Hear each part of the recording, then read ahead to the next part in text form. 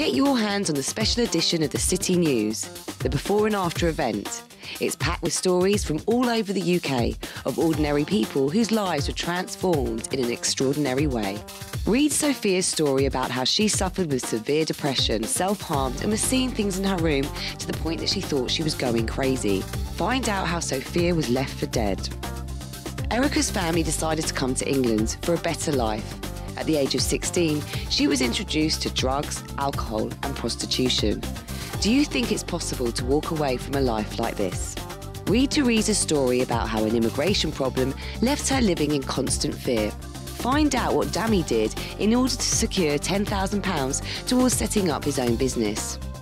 Find details of all the services we offer daily, information on how to make a chain of prayer, and the addresses of all our branches. Request your free copy now by calling our 24-hour helpline on 0207 686 6000 or emailing helpline@uckg.org. But be quick, as copies are going fast.